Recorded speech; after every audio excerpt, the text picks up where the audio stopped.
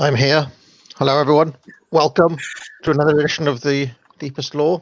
Got quite a full panel today with Owain Farrow, who often joins me on these shows, and Mr. D coming in from Unpopular Opinions.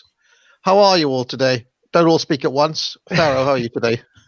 Yeah, it's not too bad, thank you very much. A little bit tired from staying up last night, but all of the fallout from that. But apart from that, it's not too bad. Owain, how are you doing, sir? I'm good, thank you. I'm just Oh, he's disappeared. enjoying. Am I? I'm here. Yeah, you just cut out a little moment, Owain. Say that again. Oh, did I? Oh yeah, just enjoying life in lockdown Wales. That's all. And Mr. D. I'm sitting at a table in front of a raging fire and saying, "This is fine." So, doing well. I, of course, am drinking Nescafe Gold. What else could one be drinking on a day like today? I'm having some properly brewed Sumatran coffee. So, hopefully, you should be all looking at a kind of Google Drive here, because today we are gathered to talk about the domestic interiors of home, or the changing domestic interiors of home. Farrow, this was your idea, so why don't you tell me why you think this was a good thing to discuss? Yes, so obviously we covered architecture in a previous Cigar Stream series, and obviously that's about the external, about walking down the street and seeing culture from above placed on you. But I think there's something special about the home, where it's an area that you can control. It's an area where you interface with society, and so if we're thinking about a critique of the degradation of society, how things have changed or how things have stayed the same, the interior home's super important to look at. Yeah. Yes. Did you cut out? Sorry. Hello. No. Sorry. Okay. Okay. Great. So let's have a look then at we're going to start quite ambitiously. We want to start in the mid-Victorian era and move forward to. Yeah, if our architecture streams are anything to go by, we won't make it. So we're going to have to be reasonably succinct in our comments here. But I've noticed that you've just gone like mid to late Victorian, and then we kind of get more granular as we go forward, right? Yeah. Just two notes on this. Firstly, we need to differentiate elite styles and vernacular. So when we're talking about these generic periods, these are the general styles that would be in middle-class homes or above. But you've also got these styles adopted by the elite. So I've sort of separated them out because they are so different. So this is just the kind of middle-class Victorian home. Yeah. I mean, that's a pretty nice-looking home. You'd have to be. High-end. That looks like the house of. Is that William Morris? This is not actually. It's actually Wilmo. This is early Gothic. So you got to remember that basically Pugin comes in at the 1830s. He's bringing a lot of the kind of Gothic revival styles, and so you've got things like, you can see on the right hand side that that bench looks a bit like a church pew.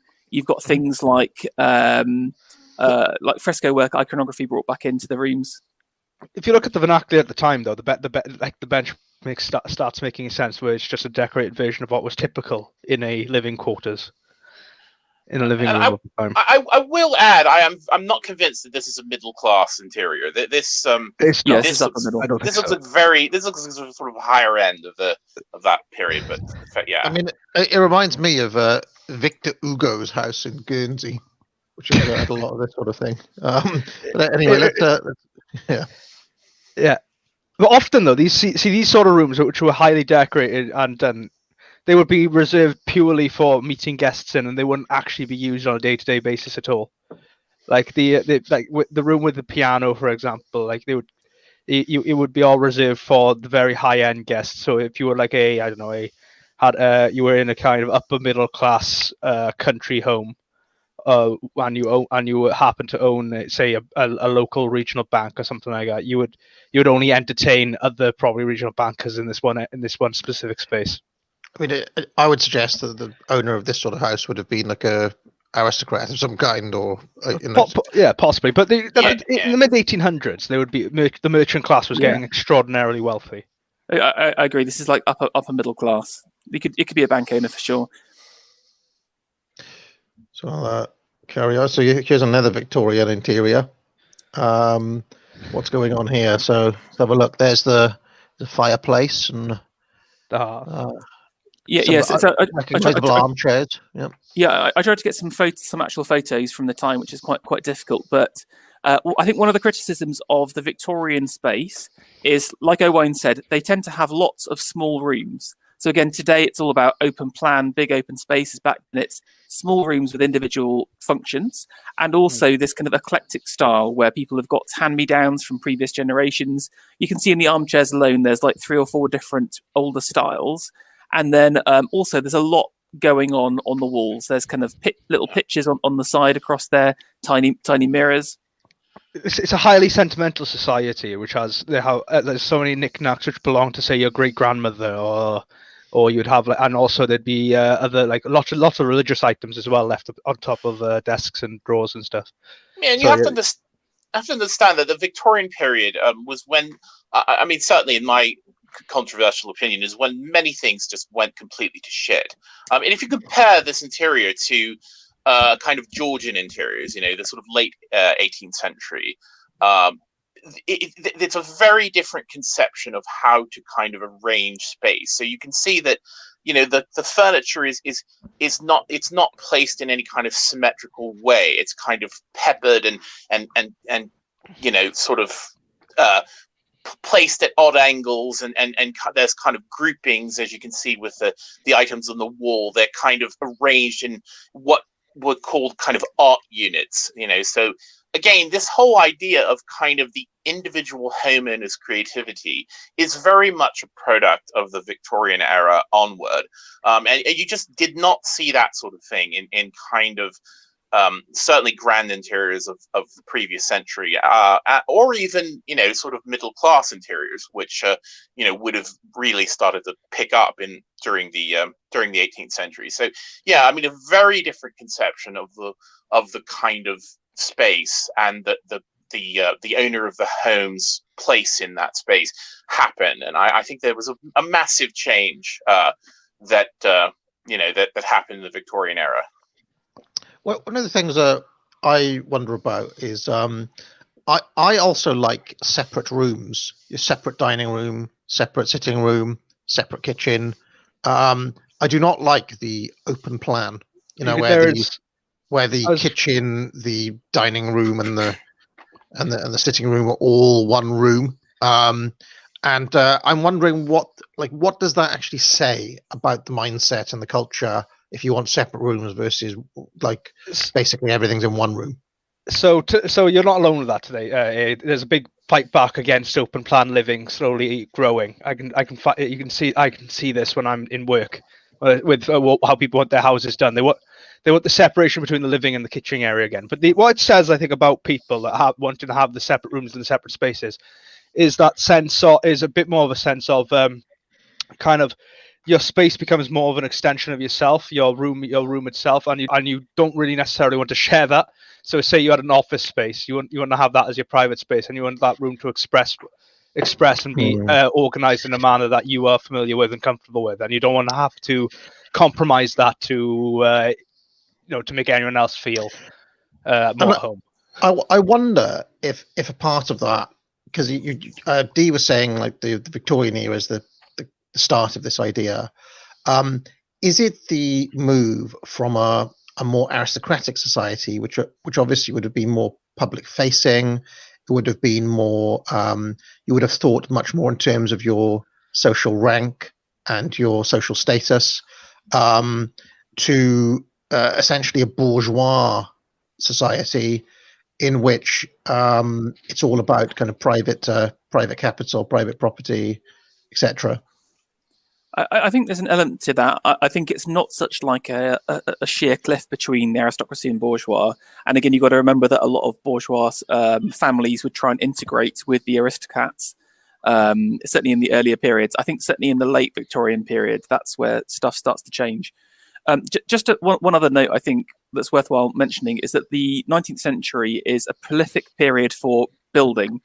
I believe there's like more houses built in London in the Victorian period than like any other era, and because of that, they have more access to space. And to have those individual rooms, you need lots of space. Nowadays, we only build either these kind of mega mansions for the mega elite, or those kind of horrific estate houses. Yeah, your Barratt homes, which don't focus on large space. Like, imagine having a living room this big in central London. It's not going to happen. So in a way, open plan living is kind of a bit of for a lot of planners and architects, and especially with the Barratts of the world, open plan living was something that's been pushed because it's easier to design for, and also you're merging the kitchen and the living space into one room. That means it's more space efficient and therefore save cost on the build. So in a way, there's a bit of a sinister reason behind the pushing for open plan.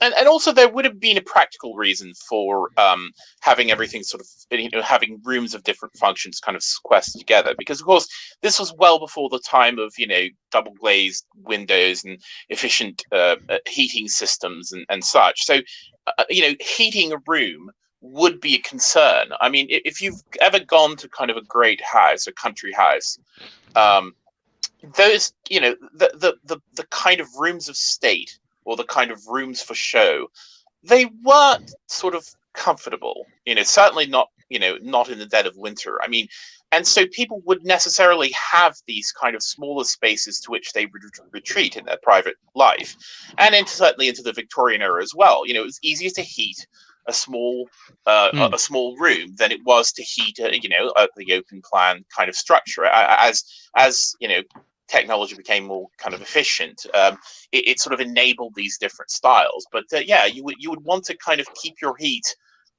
where you needed it, because you wouldn't want to waste fuel heating a whole huge space when you weren't using it. It's often why small cottages were so popular as well back in the Victorian period, especially if you had terrace. Like the Victorian terrace house was tiny, and that was because it usually only had one half, or maybe two. It might be one upstairs as well, but you'd have one half, and that half would be responsible for heating the entire house. And keeping it small meant you could keep the house extremely warm. The one thing I'll mention, looking the other way, so looking from modern day going back, is that the lack of a television obviously changes the complete orientation of this room. So these days you tend to probably have like a TV on one wall, either it's just on the wall or it's in the corner or something, and a lot of the furniture will be orientated around that as a kind of focal point, whereas these have got the chairs right in the middle of the room. It's just like bang, there's nothing else. It's just like chair, so that's a different thing, I would say. Yeah, often they would orientate around the fireplace, of course, but like a popular thing these days, again, which is becoming more popular, is to mount your TV above your fireplace, which is a bit of a weird fashion. I don't like it, but yeah. Yeah, and also this idea of, I mean, these rooms were also quite they changed often, because it was very common practice to have a different orientation for the room for the summer and the winter. So, and especially in places where the climate is, the sort of change in the seasons is much more sort of pronounced, like in America. So they would, during the summer, they would often roll up the carpets. They would remove the heavy drapes. And they would put on, sort of light drapes. They would put kind of rush matting or some such on the floor rather than the carpets. I mean, the whole character of the room would change with the season, again, because it was a partially utilitarian thing. And also this idea of kind of arranging your furniture and sort of decorating with your furniture. If you look at the kind of, again, the sort of greater houses of the Georgian era and before that, most of the furniture was actually it was put out for purpose, and then it was moved back against the wall when that purpose had finished. And that goes back to the medieval times, that generally when you ate, the tables were trestle tables. So they would set up the trestles, they would bring out, the tabletops, they would put the benches where everyone would sit, you would have the dinner, and then everything would be removed again. So that there was a much more of a kind of flexible, kind of mobile plan to interiors. And I think, started to change in this Victorian era, where people, use the arrangement of objects as part of the kind of scheme of the room. Yeah, I think Dee's right. Just to add a little bit on that, it's like the idea of the living space being everything. Like it was back prior to the Victorian era, the kitchen space would also be where, if say you were clog makers, where you'd work on the day to day doing shoes or something like that if you're in a poor area. And it's also where you'd cook. It's also where you would relax. It's where a lot, like if you're a farmer, where you would even shade the sheep or something like that if the weather was bad. So the spaces in the Victorian period, the separation of spaces is actually quite a fairly new invention in terms of the dwelling. The other thing I'll just briefly make mention of. Do you notice this carpet here, where it's obviously it ends. It's like a you wouldn't call it. I mean, it's a carpet, but these days you think, well, that's more like a rug or a throw or something, but it's obviously huge. That I am often told was a big moment in the history of interior decor, where the fitted carpets came in. And I happen to know people who still are of the mindset where they kind of look down on a fitted carpet, where it's more the done thing to have this sort of thing because it's like an heirloom or something like that. But yes. That's something else I'll point to. They've got carpets, but it's not a fitted carpet. In earlier days, I mean, as you go back to the 17th century, the carpets were so precious that they often weren't put on the floor at all. So you will see, like, if you look at Dutch still life painting in the 17th century, you will often see kind of Persian or Turkish carpets thrown over the table, and that was often the place for them, because you wouldn't want to put it on the floor because it was too expensive to have some people trot all over it. So yeah. So let's move on. This is obviously a more working class family. Yeah. Is that right? Yeah, that's right. I think they're actually middle class. I know it doesn't necessarily. Yeah, the decoration on the fireplace. Yeah. So these are all from an early photographer. So I think this is 1860. This shot. Yeah, the coal box there. My grandmother has one exactly the same as it. It's quite cool. I like the coal boxes. Down here. Can you go full screen, AA, on on the image? I don't know how to do that. On StreamYard, so you get or maybe zoom in. Yeah, there you go. That would do it.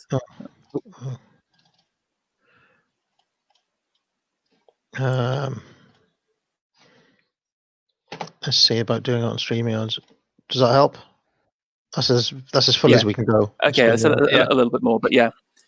But you can like, I think one thing to note about even the kind of lower classes is the love of ornamentation and kind of showing objects off. So even if you're not particularly affluent, you want to show off that you're trying. There's an aspirational element to that. I mean, look at the guy. Look at the chap there a second. I mean, he looks very dour, down on his luck. But then look at the mantelpiece. That's a celebration of all of the beautiful things that this family's got, and that they want to be better. I think there's a strong element of betterment during this period. No, I know this is not strictly speaking interior decor, but what is going on with this man's beard? Does he have like a neck? Like, is that just a neck? Back in the day. A mane. Yeah, that was common. He shaved off all of the other parts of his beard. He's just got the neck. Yeah, that's a terrible style. I'm glad that went out of fashion. I don't know if there's a practical purpose. All right. One thing I want to point out to go on with what Ferro was saying about the on the mantelpiece is that they're adopting that arrangement, which would be, you can see it's vases. That was called a garniture of vases, and so that is an aristocratic. That would have been a very high end sort of fashionable thing to do, to collect vases, and this again was from the 17th and 18th century, when sort of the very wealthy were collecting Chinese porcelains, and then later on, sort of domestic porcelains and such. But sort of that arrangement is something that filtered down from kind of an aristocratic, rich setting into a very sort of humble, for the time, middle class home. So it is interesting to see. I mean, this is again an absolutely new thing for the 19th century, that people of this strata of society would be starting to sort of express themselves in the styles of people who would be far above them economically. And again, this I think is part of that change in social arrangements and mobility that you talked about, AA. I think another thing to add as well is just what Farah was chatting about earlier about the walls. It's like there's a very eclectic nature to the way they've organised those paintings above the fireplace and around the walls, and I think it's kind of just showing something in all directions. A hatred of plain. One of the people in the chat was laughing at the fact that there's no sofa, but I'm guessing the sofa is a much later development. Because I didn't see any sofas in the other. You do have them, but they tend to not be used because, again, what's the point of the room? It's for conversation, and it's hard to have a conversation with someone when you're both on the sofa together. You'd have the ottoman or something like that if you're in a really kind of stately home or something like that. Yeah, or they even had they sort of invented a style of chair called a tete-a-tete, which was sort of one seat facing one way and one seat facing the other, so you could sit and just turn your head and look at the person next to you. But the sofa existed in that is something from the late 17th century, so they did exist, but that would have been quite an expensive and difficult to maintain piece of furniture, for an average home, and anything sort of upholstered like that. With the upkeep and the sort of dealing with it would have been a bit difficult. I imagine that old neckbeard here didn't actually typically sit in the corner like a gnome like that, but they've probably moved those chairs there for the camera, I'd imagine. Yeah, they probably maneuver around the fireplace if typically. All right, so let's carry on our exploration of mid-Victorian period. Oh, what's that? Okay, this is a bit different. It's sort of more of the same. You can see again the kind of ornate plate arrangement. So again, we've seen the vases on the mantelpiece. Another collector's item, and again, this sort of descends down to families today. Again, think about Cockney or like low class London families in the 50s and 60s. China. They would have their family china, but this comes from the Victorian times, where again it's seen as a high status thing to show off your best wares. Yeah, we still have my family china from the kind of early 20th century, late 19th century. We have it obviously. The big in thing for vernacular people who lived in vernacular homes was a kind of a dresser, and this would be where you keep all your very high valuable goods, because you can display them like a museum cabinet. And the china would be in pride of place, because if you had a good china from a good maker, you know. They also like the very big mirror above the mantelpiece. I've noticed that's been a common feature of these Victorian. The mirror is a sign of affluence again, so it's very, very expensive to create.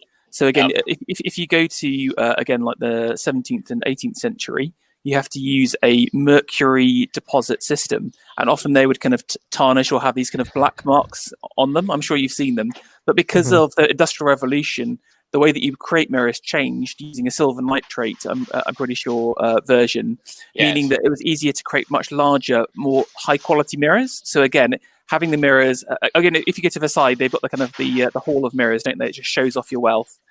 Again, it's just affluence. Yeah, and there was a whole sort of, we often, again, I'm always back to the sort of great houses, but they would have things called pier glasses, which would be, these enormous mirrors between, on the wall between windows. And yes, it was a way to show sort of affluence, but also gave the room a sort of a sense of, a larger sort of scale. It's that classic idea of using the mirror to kind of, create a feeling of more space. Okay. This is interesting. This is actually a reproduced room. This is in America in the Met, where they literally scooped a room out and then reproduced it basically. So this is someone's actual home, and it's also some colonial architecture as well for you. Like those big leather chairs. Yeah, there's a few things. If you look at the floor there, you can see those are Minton tiles. So again, medieval tiles came back in during that period. Kind of archway with the point on it. It's kind of got those Gothic vibes. So this is like an American Gothic setting. If you click on, you get a bit more Puritan about it all as well. There's a feeling of it. Sorry, if you click on it, into the next image, there's a better image of that room. Okay, no, it's not coming up in order. It will come up eventually again. Okay. All right. So this room, what we're looking at here, is this a bunch of books? Yeah, I'd say again, it's a middle class room. You can see it's quite small because of the width of it. But again, libraries and book collecting again became massively popular and accessible to the middle classes. So again, your daughter would be playing piano in the evenings. You'd be reading books by the fireside. It's about, again, aspiration. Like, again, people wanted their children to learn music and show off their skills publicly. You wanted to show that you've got the latest and greatest books. So again, like I can see why Dee may look down on the kind of bourgeois nature of it, but I do think there is something wonderful in terms of the kind of like betterment through culture. It's like there's almost like an Aristotelian narrative of everything's trying to make the best of trying to become the best sort of room it can be by displaying this in the most tactile nature possible. And everything is tied together, of course, because again, the piano was an instrument that was developed in the 18th century and sort of came to its modern form in the 19th century. It sort of transitioned from the pianoforte, which is a bit more like a slightly more harpsichord-like sound, to the modern piano, and so then this instrument was suddenly available, and they started to manufacture them and make them, cheaper. They were still expensive, but they were certainly more accessible than they would have been in past times. So, all of these kind of developments to the interior were tied to all these economic and social and technological advances that were happening in all kind of sectors of society. It was all of a piece. I note, however, this person has gone for a painting above the mantelpiece as opposed to the mirror. So there is that. As a landscape. It's probably cheaper, I'd imagine, than the mirror. Yes. Yeah. Here's another. See, now note the eclectic nature of the pictures on the wall. They're just there. It's like, look everywhere you go, and they're often like maybe family portraits. They don't like any expansive wall that isn't covered. Yeah. Monstrous. I mean, again, nature abhors a vacuum, and Victorians really abhorred a vacuum, and there's something to me so claustrophobic. I mean, I'm one to talk because I'm an absolute hoarder of items. So I've got a mountain of things, laughing at me for even suggesting this. But I do have a sense of claustrophobia sometimes when looking at these Victorian spaces, because again, everything had to be articulated, everything had to be decorated, everything had to be arranged. There had to be an object, there had to be an antimacassar, there had to be doilies on everything. It's just this sense that every bit of space had to be occupied. And that's, again, very different from previous conceptions of how to deal with a room. Now, I'm going to venture into a bit of cultural analysis and metapolitics here. But do you think this busyness in the Victorian home was a bit of existential angst creeping in as the materialism of the culture was starting to erode, all those things that Nietzsche talks about. It was starting to erode, like the sense of faith and so on. And so, you know how some people, if they keep busy, they don't have to think about anything. Like I don't know, you can imagine someone who read somebody who suffered like a dark time, and they've read a few self-help books, and they're like super busy. I have to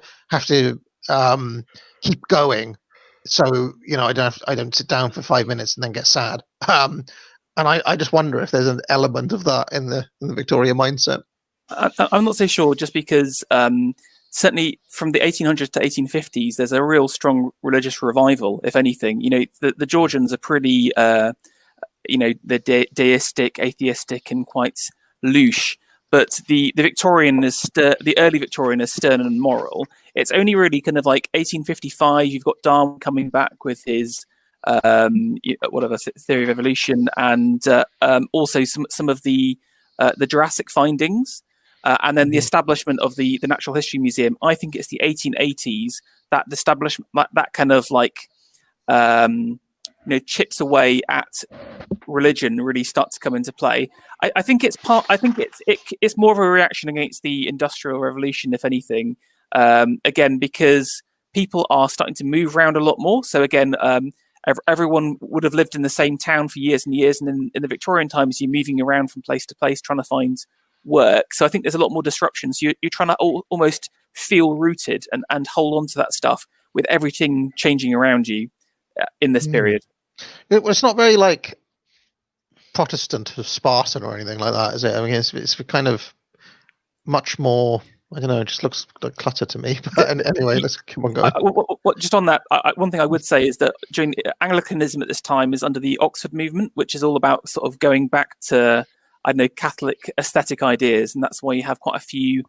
That we call it High Anglicanism today. So they're not afraid. The Protestants aren't afraid of ornament at this time. I mean, look, it's almost like it's getting even. These are getting even more busy. So these rooms that we're looking at. Just a few notes on this one, which I thought was interesting. Firstly, is the lights. So obviously, everything is gas at this point. This is actually where the term gas lighting comes from. It's a gas where you literally turn the gas light down, so it's hard to see what's going on, so you can lie about it. I think, but you've also got things like the Oriental arch there. There's a lot of Orientalism here. Brighton you can see gets the birth of the empire, can't you? Yeah, exactly. So again, this is sort of starting to get, lots of textiles back from India, etc. Orientalism and is coming back in a big way. Yeah, and then also again another innovation you see in Victorian times is having plants growing in the house, which is not something that was done really in prior ages. You'd have flowers and vase, but you wouldn't sort of bring plants into the home. So yeah, I mean all of these things coming in. Speaking about the lighting, there was gas lighting, but also depending upon where you were living and what part of the 19th century it was, many of the lights were also whale oil, which was at the time an abundant and sort of decent source of fuel. But one thing we don't get looking at these images is the kind of smell and the experience of being in these rooms, because those lamps, even the gas lighting of the time, was often quite smelly, and it was terribly inefficient, and of course it was dangerous. There's this whole element, there's this whole sort of sensory element that we don't get sort of looking at these interiors, what it would be actually be like, being in these places. And just, as in a prior time, you would have tallow candles, which smell absolutely terrible, but that would have been an experience of being in these rooms. So as of course the technology improved and you could have lighting that was quite powerful. I mean, this was the first time you could have really fairly bright lighting in a house like this without having a million candles and having servants to attend to it. It was quite an advancement for these people. I mean, the things that were coming in the 19th century were akin to, the kind of technological advancements we have today. We think of ourselves as at the modern era with television and radio and computers and phones and all of that. But I mean, there were just as fundamental changes happening in this time as there are in our time. Yeah, just skip this one and spit crap. Yeah. Okay. So this is quite interesting. But this is a much more modest room, and then you can see, for example, things like the fire cover, which we don't have nowadays. There's a specific name for it. What's it called? D? Fire guard. There you go. Oh yeah. The fire guard would also often be used just to kind of light the fire, because obviously you deprive of oxygen, it makes it hotter and all that. It makes it burn brighter and faster. I mean, if you've ever sat in front of a blazing fire, I mean, you can quickly become roasted. So they certainly had a practical use as well. And they would sometimes have dual-purpose ones, which they would block up the fireplace during the summer when it wasn't used to sort of keep drafts and out of the And of room. course, if you didn't want, obviously a fire spits, doesn't it? An open fire. So if you're out of the room and you would like your carpet not to get cindered, like say you had a rug in front of the fireplace, you'd obviously cover it up.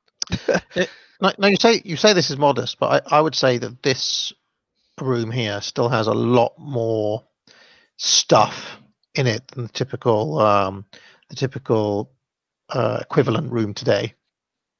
In terms of stuff on the wall, stuff on the mantelpiece, there's still a lot of stuff in my view here. Yes, because we're broke. Yeah, because I mean, there was a hell of a lot of standard stuff living is being different. produced. Yeah, there was a hell of a lot of stuff being produced then. I mean, this was the first time in history that normal people could have stuff. You know, a kind of lower middle class, or certainly peasant family, they didn't have any stuff. You know, stuff was an invention of the Victorians, and so once the stuff was available, you were going to stuff yourself with it. I think something which I was just looking at this, and then looking around my room here now. Just go, it's like obviously plastic hadn't been invented yet, and to see and when you think about it, just think there is no ounce of plastic in that entire room, and and you think today. All that china on the top there, all those pots and stuff like that would likely be plastic. A lot of the timber in this room would be replaced by plastic, and you just think about that transformation of kind of the materials used in the interiors. Yeah, I do disavow this anti-plastic sentiment there. All right, let's keep on going. So here are some gentlemen. Business dealing. Yeah. I would say that this is kind of a little bit later. So what I didn't separate it out into its own separate movement, but the aesthetic movement, which again is kind of like influenced by Japan and kind of the Meiji period, and again kind of Eastern Orientalism, where they're kind of bringing in these kind of green colors. If you look at the furniture again, it's kind of like they do a lot of lacquering. Look at the mirror, the external mirror; it's kind of a bit chinoisier style. And again, above the fireplace, there's a really interesting connection with the Orient in general, and I'm sure Dee can tell us more. But you got to think back, even from the 16th century, we were importing ceramic goods from China and imitating them. The whole kind of Dutch Delft style is derived from Chinese goods, and again, these kind of you get these echoes as well. Yeah, and that's certainly true, and there were British examples as far back as the 17th century. British imitation blue and white cobalt Chinese wares. But now keep in mind, of course, that the Europeans didn't know what porcelain was. They couldn't figure out how to make it. So until really the beginning of the 18th century, when the Europeans finally figured out how the actual formula for porcelain, our goods were sort of earthenware. They were slightly less durable, slightly more kind of crap than the true Chinese wares. And the Chinese porcelain was extraordinarily expensive. It was treated like almost like a jewel prior to this. But the other thing I would say about this room in this era is that color. We say, well, suddenly all these bright colors, being used. Well, the reason for that is that these colors didn't exist prior to the early 19th century. There was a huge explosion in the discovery and production of synthetic dyes, aniline dyes. If you've ever heard of Perkin. Quite famous British scientist who discovered an aniline dye called mauve, which really kind of changed fashion and to a large extent interior design around that time. Suddenly you could have these colors. I mean, you could not have purple clothing before the 1850s, 1860s. You couldn't have that that particular green that we see in the walls here. I mean, they just weren't available. There was a very limited selection of pigments and dyes available prior to this. So, there was a bit of madness. I mean, I think the Impressionist artists also we say, well, why did all these styles, why did Van Gogh happen when he did, why did the Impressionists happen when they did? Well, it was because suddenly there were all these new colors available that were never available before, so of course people used them, and so we see that in these interiors as well. Wall hangings, wallpapers. It was a revolution in color as well as many other things. So a couple of little notes from me. Do you see those round gold mirrors on the wall there? Mrs. AA's grandmother had one of those, and we've got one here. I've got one here somewhere. So we've got one of those. And the other thing is that when I look at the top of the mantelpiece here, for some reason, when I look at that mirror and that clock and those little statuettes and that owl there, all I can think is secret societies. something about that looks really Obviously, kind of.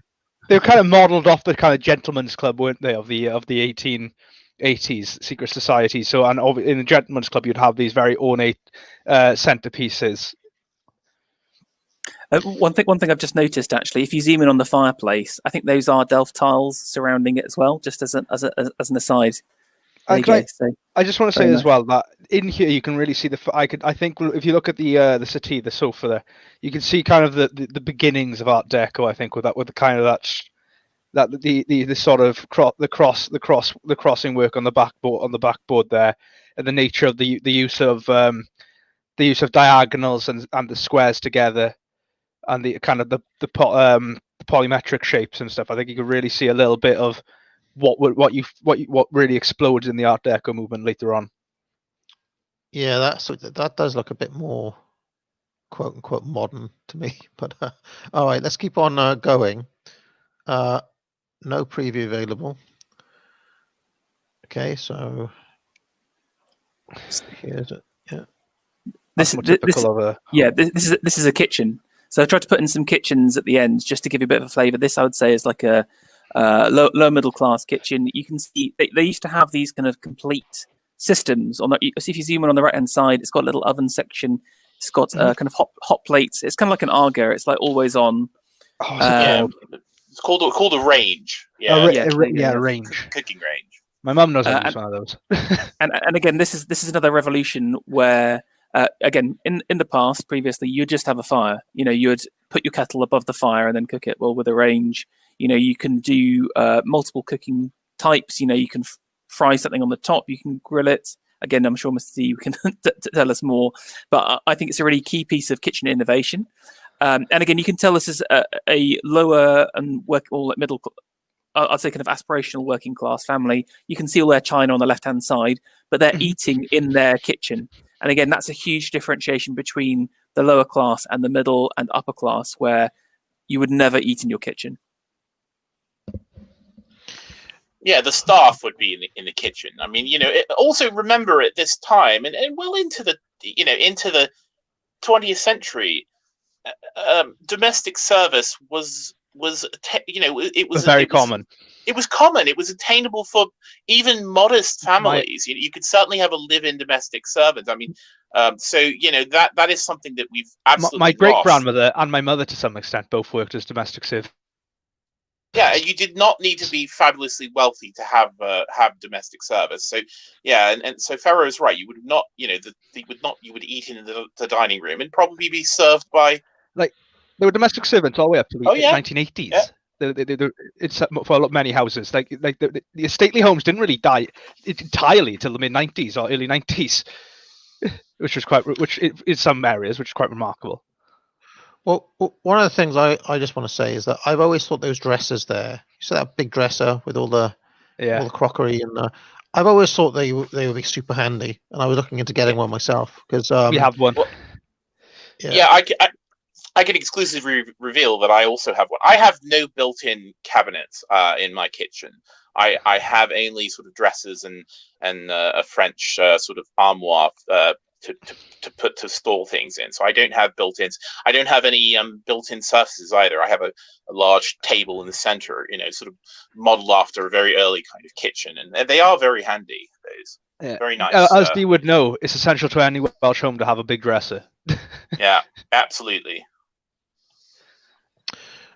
Oh, okay. So let's carry on. So what I've also got in here is a few kind of like working and public spaces as well, just to give you a bit of a flavour. I think this is just a hospital, so 1893. But I think even our hospitals have massively declined in terms of quality. Yes. Well, these would have been private hospitals, I'm guessing, at this point. They would have been often. It could have been trust run.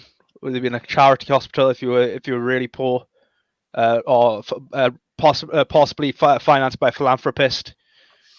How did society function without our NHS? It's baffling. It's the death of philanthropy is one of the things I hate the most. Here are some of these famous factories, of course. So, one thing I wanted to highlight with this was I got some negative feedback on the Christmas stream where I was dunking on like tracksuits as the prison garb of globalism, but a few people was calling me a bit kind of snobbish and classist. But I think you got to understand that if you look at these working class guys, they dressed so well. They're all wearing waistcoats, all wearing flat caps. Even though this is dirty manual labour, working in a machine shop, and they're dressed better than like an average middle class person today. It's a profession. Yeah, don't accept people that kind of criticism. That you're going to be down to earth. You're snobbish. Yes, embrace snobbery. People need to have standards. I mean, like you said, these very working class. It's like when we looked at those films of London, everyone was dressed, even if it was sort of shabby and dirty and a bit worn because they were working in a mill. I mean, people still dress to a standard, and that is something that we have lost. Yep, I certainly agree, and that was going to be one of my big things this year, is attempting to dress well myself. Although because of lockdown, I have yet to be able to actually go out to a shop, because that's one of the things that you do actually need to go to a shop for, is clothes, right? You can't. I mean, you could order it offline, online, but you can't try it on or anything. You can't try it on, so it's more hit. So I haven't done it yet. But I want to wear like a little 3-piece suit around the place, waistcoat.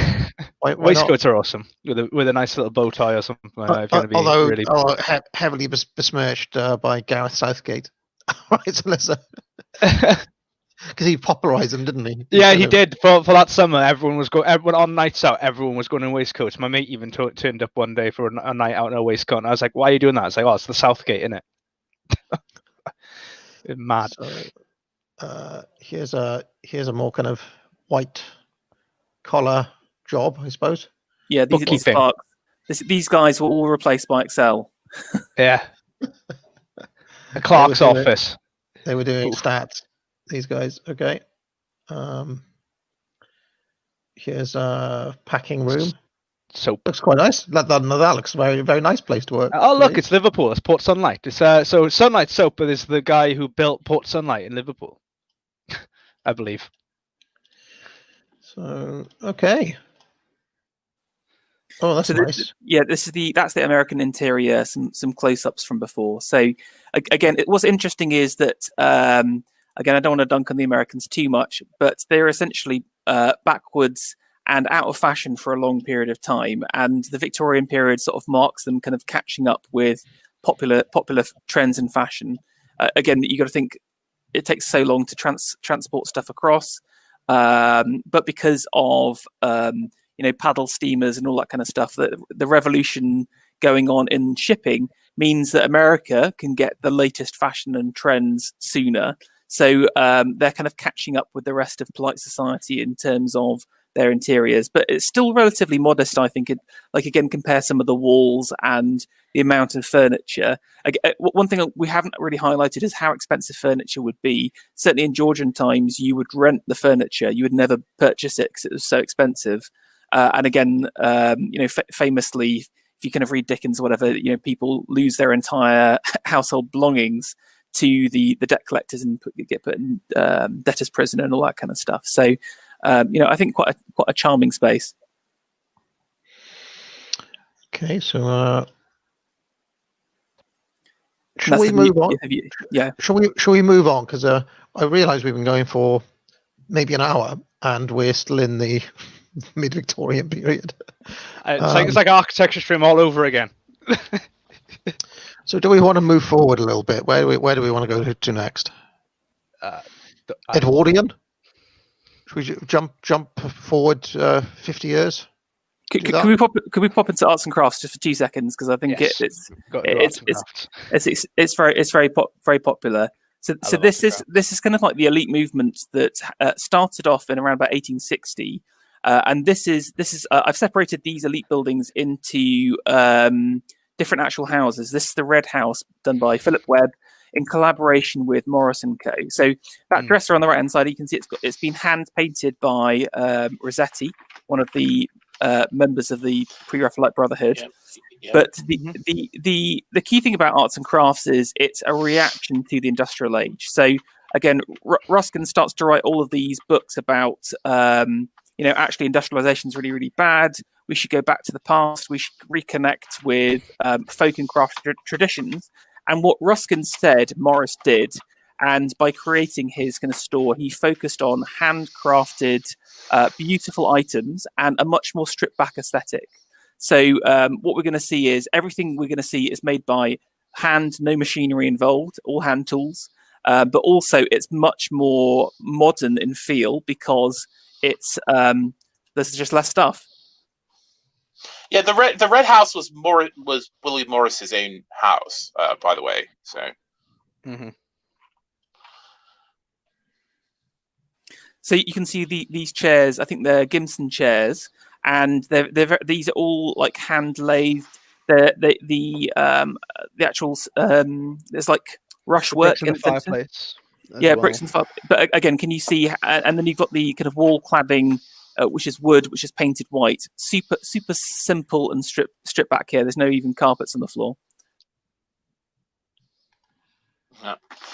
One thing you do have to be careful about with the arts and crafts people, and Morris in particular, is many of these people were socialists. Yes. Hard to believe, but Morris was a big time socialist in the late 19th century. So, you learn. I learned this the hard way about Ebenezer Howard and the Garden City movement. It turns out Ebenezer Howard was an extraordinary. It was an early Marxist. Was a very early Marxist. Oh yeah, well, as today, it is the elite, the sort of fashionable position of the elite. I mean, again, socialism then had a very different character than the word does now. But yeah. Just one thing to note in here is the sofas. I don't know if you can zoom in a little bit, but obviously one of the things that Morris is famous for is for his fantastic prints. And again, there's a real revolution in design where we go from lots of small unknown designers to well-known superstar designers. And again, Morris created over 150 different patterns, which he then either hand wove or created using a jacquard loom to sell. So they're very, very vivid, but they're also this is the kind of first proper design movement with kind of these superstar names. Yeah. I mean, yes, and then there would have been. I mean, if you look in the 18th century, there would be people like William Kent or Capability Brown or Robert Adam.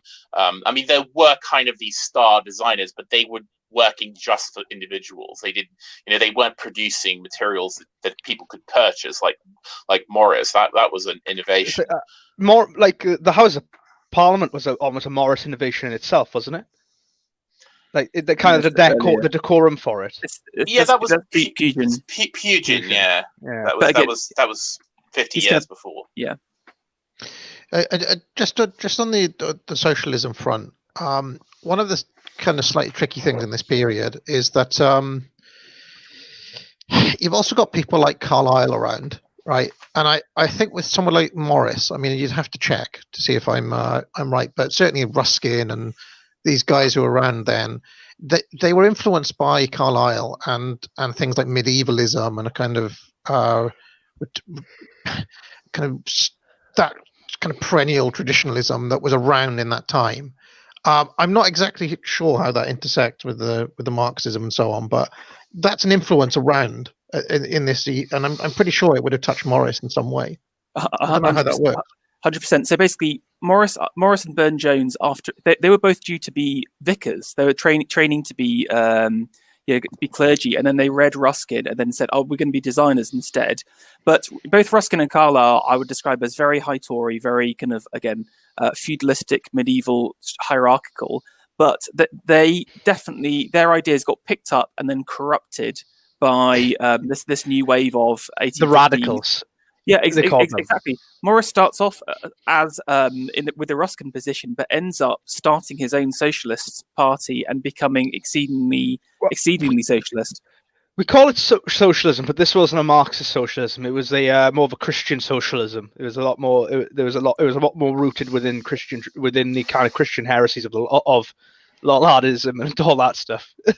maybe at the beginning, like towards the end, he literally went full Marxtard basically by the end. So yeah. Okay.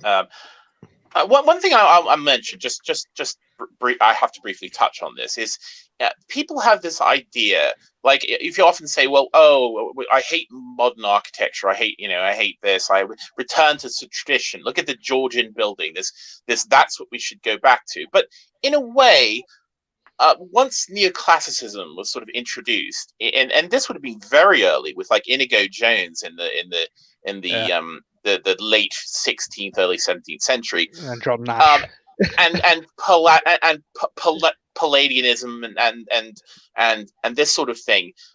In a way, those things were kind of the end of a real traditional kind of British style, and the beginning of this idea of the international style. People kind of poo-poo, like Le Corbusier and modernism, but in a way, Palladianism and the Georgians and the sort of Gothic revival and the Victorians, all of those movements that we associate with those people were all kind of simulacrum from elsewhere. They were also international styles, and so I think there is a reactionary argument to be made that a lot of what people view as the kind of traditional styles of Britain aren't actually. They're this kind of foreign introduction.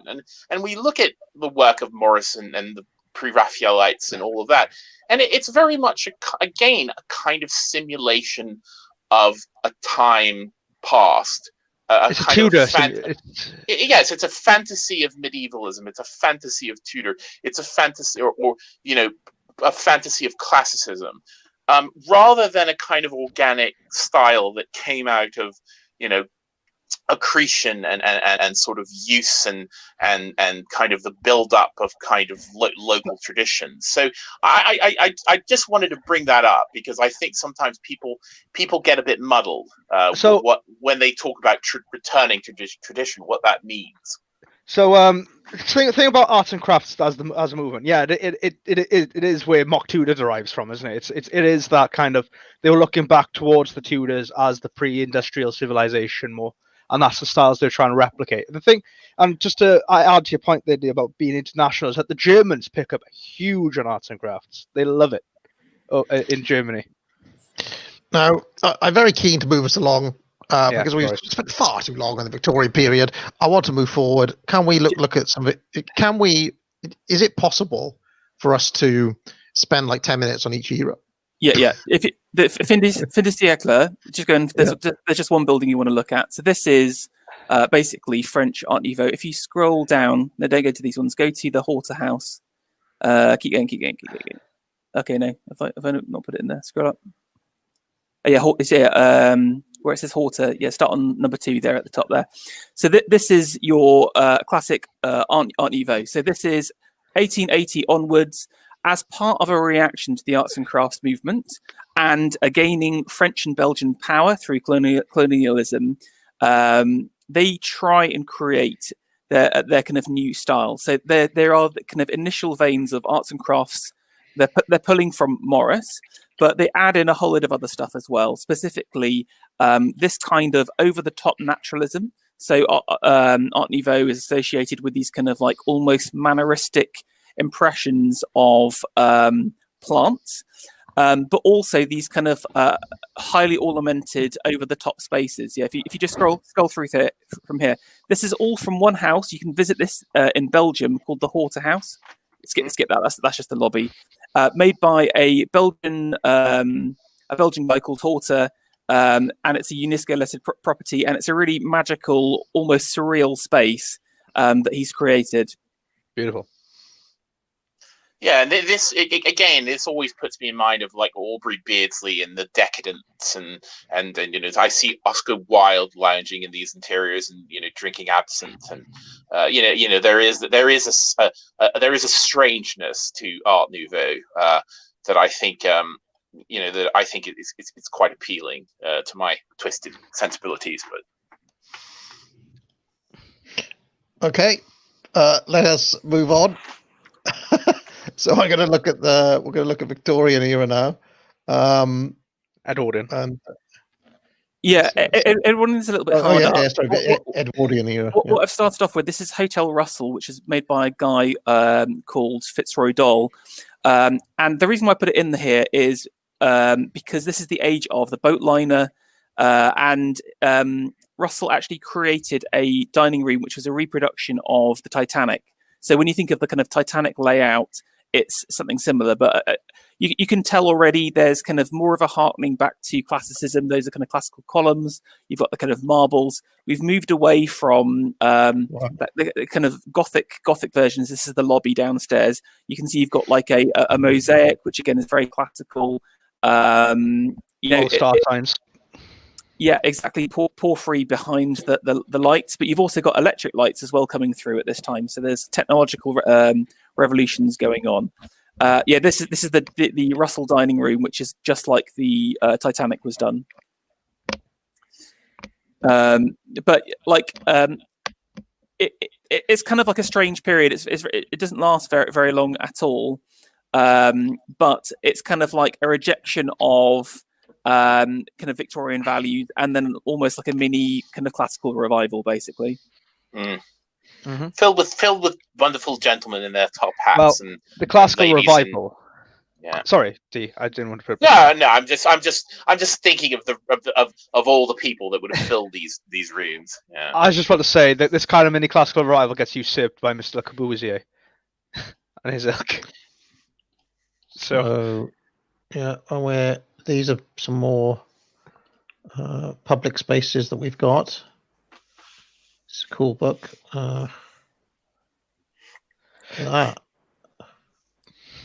Yeah, again, a lot more women in the workplace. Obviously, this is kind of like the build up to the First World War. You're getting the suffragette movement coming in. I mean, women's attire have become a lot like less structured, so they're able to work. Imagine a woman working in a corset previously. All with the cage on your dress. But I really like these old working environments. Again, I think there is something like horrific and factory-like. But imagine, like, compare this to the McVitie's factory in the past. I know which one I'd rather work in personally. Again, he's just working class guys. Look how organised the badge is.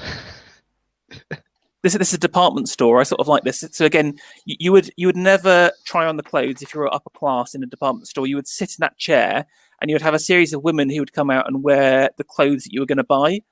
This kind of practice went on to the 60s even, where it's kind of like you're seeing what the item's on. But again, there was a kind of a bit of Rococo revival going on at the time. If you look at the plasterwork on the top, this over-the-top French style. I think this is Harrods actually. That may be Harrods. I feel like I've seen this photograph before. That's interesting. I didn't know that, but the models. Yeah, that was to be a kind of working model at a shop. That was a thing that went on right up to the early 1960s, I would suppose. There's no comedy about working in a kind of department stores now. I remember. Yeah, are you being served? I was going to say. Are you being served? Yeah, that's how I know. That's not Grace. That's not Grace Brothers department store there. Is that vacuum cleaner? Yeah, it is. But this, Yeah. this is again the Edwardian period for me is where all these technological revolutions come in.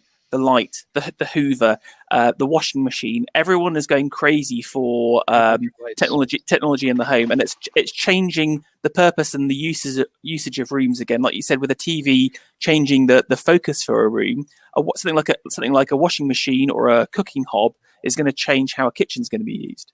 I gotta say, that's almost surreal to see that picture. Oh, I like this one. This is actually a stables, and I like how the stables in the Edwardian period is more beautiful than the living room of a normal person's house. Those are prize-winning horses. That's a nice stables. Wow. Let's have a look. These are really nice pictures from this book that you found here. I'll send it around on Twitter afterwards if you're interested in getting it.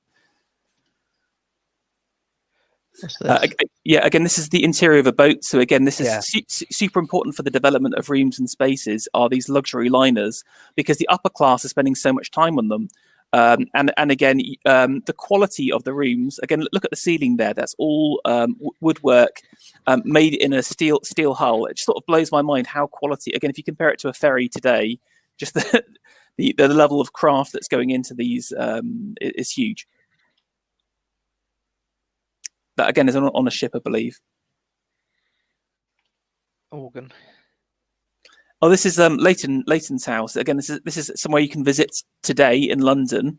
Look at the carpets on the floor. This guy's a very famous painter, kind of like late academic, bit pre-Raphaelite guy, and this is his artist studio room. But that's a really nice example of an Edwardian house. If you want to go check it out, and you're in England. Love the harp. Yeah, Baron Leighton, I think he was. Yeah, this is like an upper class room. You can see that this guy's got like a Burne-Jones on the wall. So there is a bit of continuation from the Victorian period for the upper middle class as well, where they've got all of this stuff. But it's again some of these technological pieces coming through is making the big difference. You can probably skip on through the rest of these. Far more plain. Yeah, very nice quality stuff in the Edwardian era, though, I would say. I think it has a real charm, and again, they sort of declutter from the Victorian period a little bit. It's more kind of spaces that you can live in and work in. The walls are far more free. Oh, thank God! Look at these guys. What are they up to? These guys here. Splicing rope together. So you basically connect it by splicing it. And then you'd go down a big street called the Rope Walk, which would be like and you would lay out the entire rope. And there's many of them in many cities, and that's why you find random streets in the UK called the Rope Walk everywhere. These are Targets. really, you're gonna have to send around. I'm gonna buy this book. It looks amazing. That's what biplanes, is it? Yes. This is the build up to World War One.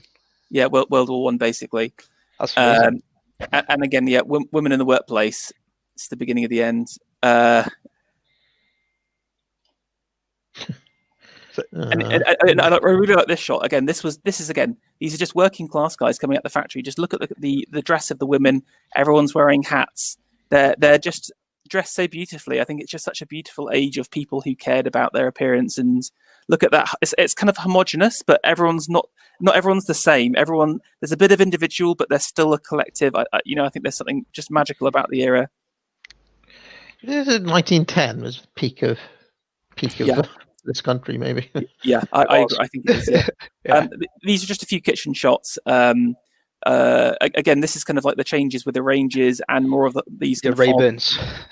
Again, because certainly with kind of the end of World War One, people have less access to servants, so they have to cook their own food. So you tend to have these kind of smaller spaces where you can easily like fry a kipper yourself. Lovely. Okay. So that was a bit. I like the Victorian era. In fact, I reckon there was maybe it was the shots you chose or the specific places we looked at, but the Edwardian stuff looks swank to me. So shall we move on? I mean, we mentioned 1910. This is also when Art Deco comes in, according to you. So Yeah, we can go straight to Deco. It's fine. Yeah. So the Art Deco. Okay, this is Elfin Palace. Just to explain Deco quickly, it's actually a French design school. Starts with the exposition L'Art Décoratif. So it's from basically like one of those international shows they had, and this French guy called Ruhlmann creating some of his rooms. This is actually a place in England called Elfin Palace. It's in London. The place itself, the building itself, is very old, but the owner redid it in the 1920s. But you can see, again, it's all done in the Art Deco style, and I've got some photos from here. This is the main lobby. Again, it's all about kind of circular spaces. Other kind of key features are the wood on the walls. So there's some big technological changes about how you can create veneers. So I don't know if you know much about wood veneering, but you basically take a log and then you sort of slice a very thin layer of the log all the way around, allowing you to create these huge spaces covered in wood, because previously you had to clad it where you're connecting some little small bits of wood together. Mm. Yeah, and you would be wasting a lot of the wood, because of course it would be a full thickness board, and so now you could do this veneering, and one log could do an entire wall, because it would be this very expensive, like pear wood or satin wood or something like that. I mean, veneering had been around since the 17th century, but the great advances in the scale and the kind of the fitment of it, and it was used quite extensively in this period. I would also say that America really took to Art Deco, and there's some of the most beautiful buildings in America, I think, are from this period as well. And it's very much what we associate with kind of the Gotham, New York. New York, style. Say. It's the Chrysler building, isn't it? The Chrysler building, yes. Yeah. No, I'm partial to a bit of wood, but for me, this is too much. I do. I mean, I've mentioned before, I like mid-century modern furniture. To me, the only item in this room that I would consider getting is this little table down here, but only because it looks like a kind of proto mid-century modern piece. The rest of this, I mean, I'm not sure about this on the walls at all. It looks very silly to me. Do you know who adopts this interior style a lot in his building? It's Lloyd Wright. Towards it again, it takes on a lot of this kind of the cues from the Art Deco movement in terms of his interiors in some of his buildings, I would say. I mean, yeah. To me, there's something heroic about this style. I mean, it very much then becomes associated with the machine age and something called streamline, which was more of an American sort of innovation. But as you can see, though, this room was designed as a piece. This wasn't sort of they didn't open it's sort of catalog and let's buy the sofa, let's buy the chair, let's buy the credenza. I mean, it was all this is a very high end sort of room where everything was designed, and Lloyd Wright, of course, is quite famous for doing that, where he designed everything in the environment, and so it is a sort of elite a thing, and it's very much a Deco thing. I mean, it was a very expensive style. That tradition comes out of, we sort of skipped over it, but the secessionist, the Austrian movement, and they have a beautiful word for that. It's Gesamtkunstwerk. It's called the total work of art. Where you're creating everything together. And I think that's a definite change, as opposed to the kind of Victorian, you're picking up furniture over time. That sounds very Nietzschean to me. I think Art Deco has a pride of place of being as well the first kind of futuristic style in terms of how media portrays it. So if you look at films like Metropolis, they use Art Deco as like, this is the style of the future. This is how the future will look.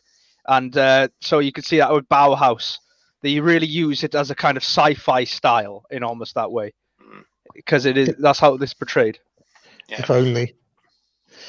So there's a few other photos of Elfin. That's another shot. So again, look at the skylight. Again, they're focusing much more on bringing light into rooms. So again, skylight. The other thing is just on the streamline that Dee mentioned. Again, it's the influence from boating. So again, all of these wood veneers comes from steamliners. We haven't got time to go through it all, but I've got some pictures of a steamliner where they have all of this stuff. So again, it's rich people going to America, bringing this into their homes. All that stuff on the wall is actually marquetry. This is an Art Deco bathroom. Some marquetries, they literally kind of cut out each individual piece to make a jigsaw puzzle of the wood. Cool. Yeah. Art that Deco gold. That's very Trumpian gold there. Yeah. Yeah, this is one of the bedrooms. Again, Very I think Star Warsy. it's quite modernist. The one of the kind of feature is sorry if you go back a second. Sorry, You're rushing Pharaoh through here. just give me a second to talk. Look at Come the on, doors. I mean, look how many pictures we've got to get through. But basically, there is a classical element to Art Deco as well. There's a Greek element. Yeah, exactly. Somebody said it looks like it's like living in a cigar humidor. There's something that looks like that from that picture there. It looks like something that could be in the movie Hercules. Oh, there's Philistinism creeping into your voice, it's putting me off. These are all shots from that steam liner. It's the Swedish American liner, and again they got like a Swedish guy did Elfin Palace, a guy called Yerk. There's something quite super villainy about a lot of this stuff for some reason. It's because how media portrays it, isn't it? Yeah. The media portrayed Art Deco as the style of the future and the style of kind of. Is it because it's heroic and the media is evil and needs to crush anything that seems to be kind of pointing upwards?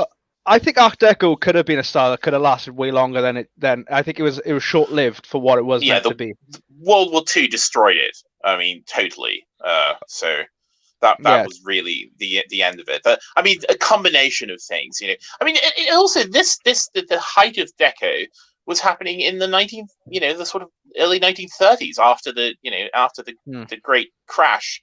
So it isn't sort of amazing to think about this very luxurious sort of style coming out of a decade we associate with kind of deprivation. If people are interested in looking at another example of Deco, if you just after the stream or something, look up the Cincinnati Terminal Railroad terminal. That is an absolutely beautiful American Deco building. Did you put the Barcelona Pavilion in this, Pharaoh? Nope. All right. So, because that's what the rich kind of adopt in kind of in the post-war period. The uber wealthy adopt is kind of the Barcelona Pavilion style, which is kind of a rejection of the Art Deco. Is that an anti-Mies van der Rohe? I like Mies van der Rohe. I think he's one of the better. No, I meant Pharaoh by leaving it out. All right. No comment. These are all Ruhlmann. So this is that French guy I was talking about. So these are all done in like 1910s, 1915. So I think we think of Deco in the American sense, but it's really, in my opinion, derived from the European first and much earlier than we think as well. Mm-hmm. Yeah, I've got my theories as to why the heroic as a category seems to drop out of focus after 1945. But I believe that an aspect of the Boomer Truth regime is to basically strip out and attack any sense of genuine heroism, or at least contain it to things like superhero movies or comics and things like that. And possibly the super villainification of Art Deco is part of that, right? Because that, anything like this is going to have to be on Team Evil, right? Because you don't want people embodying this kind of. I mean, a lot of people in the comments have said, "Well, this is quite Randian." Well, of course, she's on Team Evil too, right? In the kind of Boomer Truth regime. In the modern parlance, the kind of Randian and Art Deco styles were both kind of clouded by the game BioShock, which kind of tied the two together intrinsically. Yeah, well, I mean, but I mean, BioShock would be part of that. Yeah. Boomer Truth idea, but I mean, even before that, I'm just thinking like so many films would. Art Deco also had these, and you think, well, these are probably villains, right? Yeah, Art Deco also had a tie to Scarface to the kind of to the Prohibition movement, because a lot of the people who made the money in the Prohibition deck their houses out in Art Deco, and also the speakeasies in Art Deco form. Interesting. Okay, moving on. So where should we go next? Into Go, war? go early modern next, because there's some really important stuff here, and that's specifically if you. Ah, No. We're not going to do this one. We're not. no, doing we're not doing the Savoy. do the Wrightfeld house. I can hear D just cringing with anger. Yeah. This is Yes, Corbusier.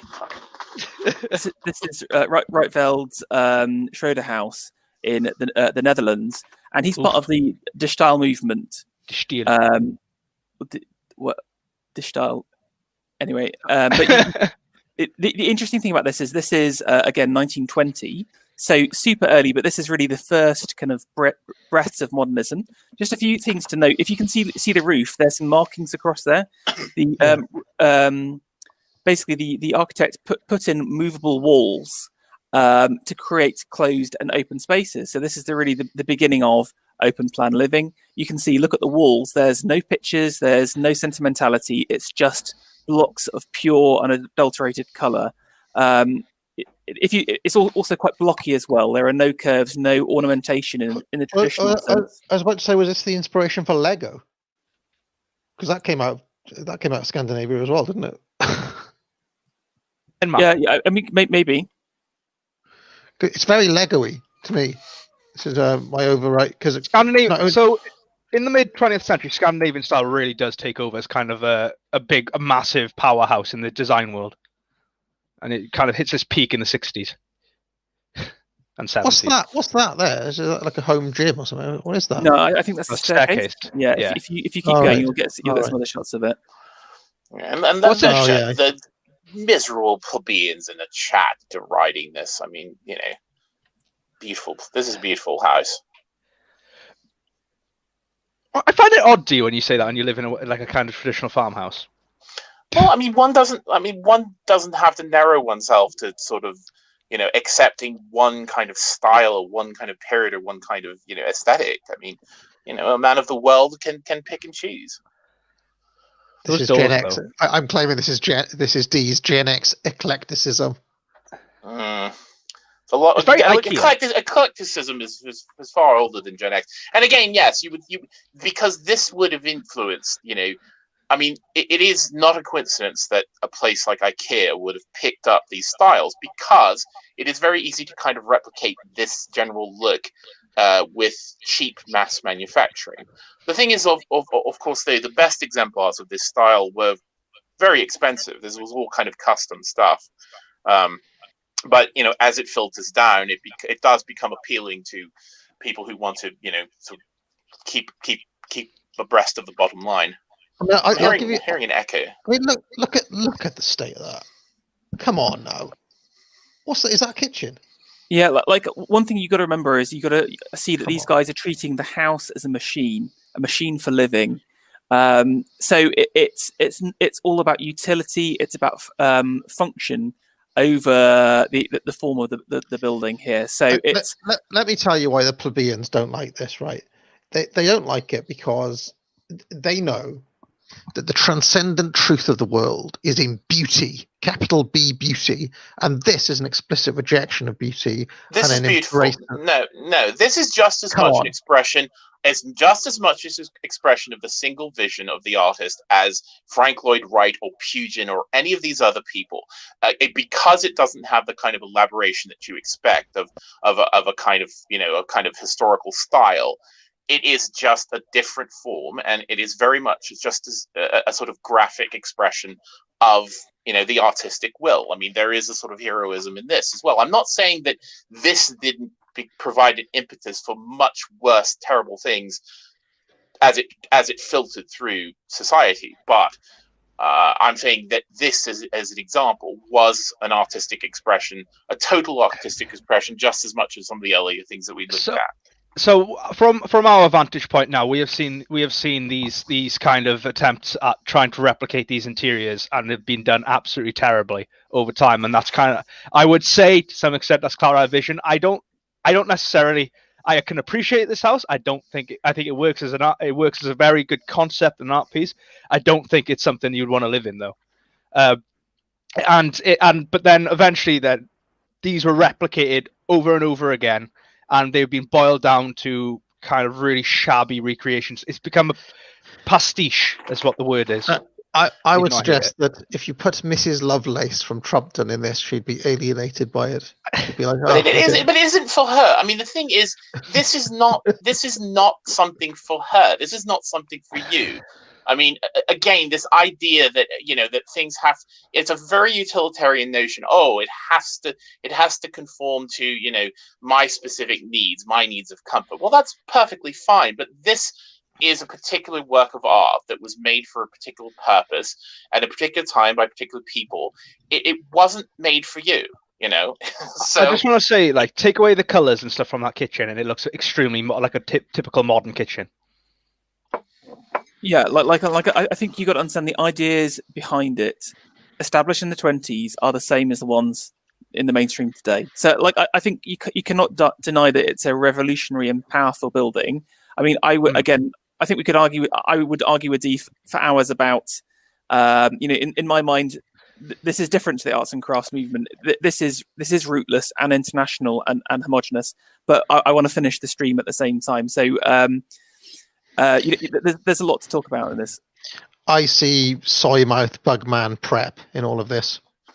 But that said, I do like the mid-century modern. I just want to back up I just want to say these at the time were revolutionary, and they were genuinely, I would say, in a way I can appreciate some of what they're trying to do here. I mean, I sort of have to explain. I mean, as if you haven't noticed, I am an unashamed elite, and so I don't really care if people do, I think it is a very lazy position to say, modern bad. I mean, that is the kind of lazy reactionary, sort of faux reactionary take that I think it is just a bit too it's a bit too simple, and I think if you explore it, you will find that it's rooted in egalitarianism, which is everything that we shouldn't be supporting.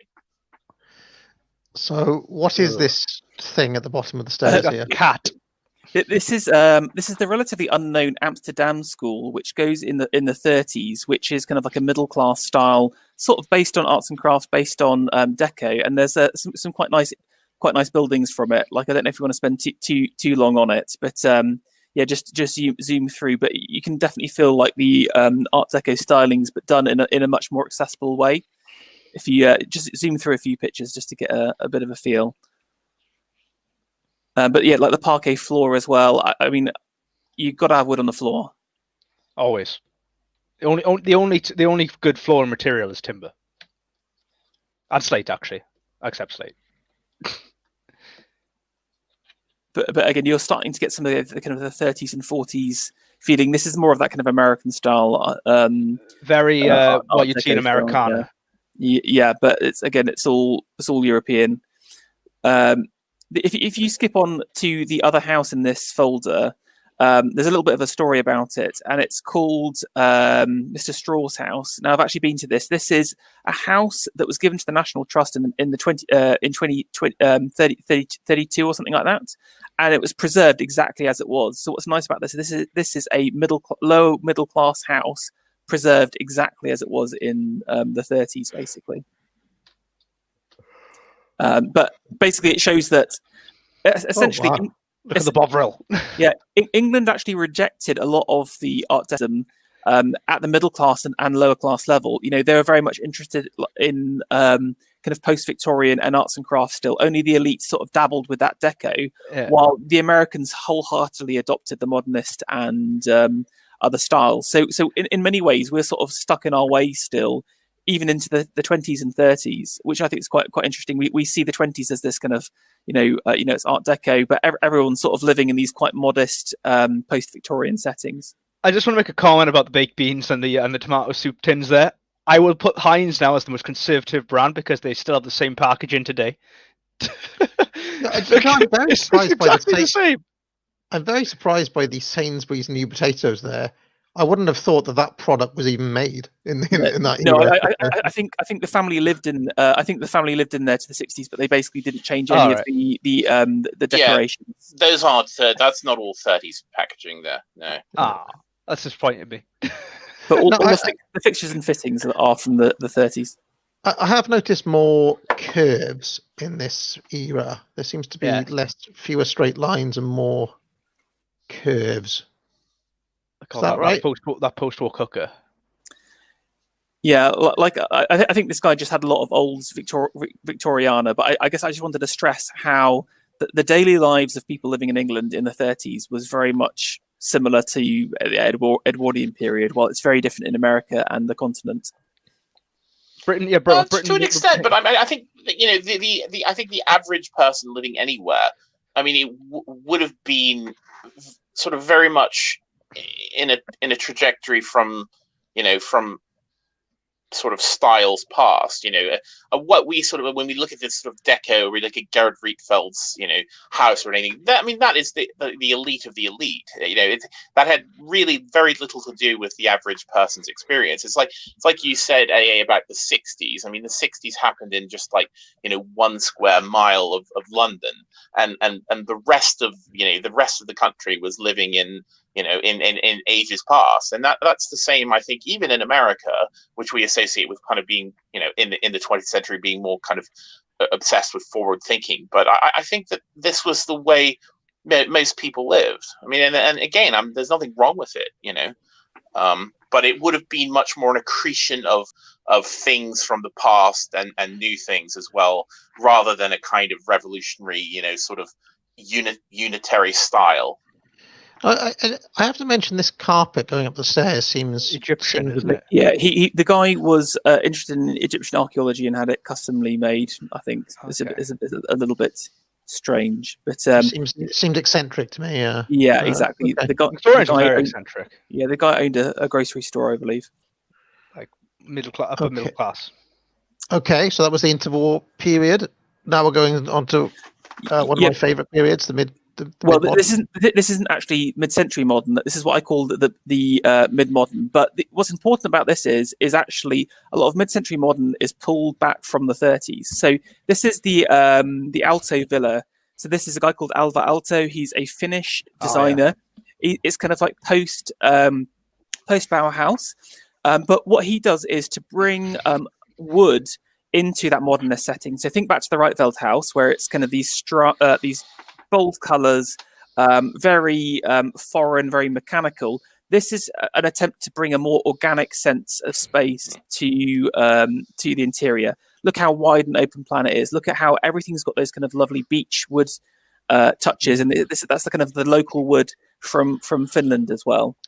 Yeah, and I think you've touched on why I didn't like that earlier Lego style. It was because of the primary colours and the lack of wood. And I think I like the wood in this. Yeah. The other thing you have to remember about Alto and what you said, the word organic, Pharaoh. That actually was applied to a whole kind of movement of design, and which we'll get into with I suppose at some point with the Eames and Saarinen and such. But that was tied to a technological advancement. So as I think came out of technologies used during the war. It became viable to mass produce extreme bent, curvilinear wooden. You get cross lamination and glue and glue lamination as well. Exactly, which suddenly allowed. I mean, again, the Rietveld designs were, they were quite utilitarian in the sense that it was all kind of, right angles and straight cuts.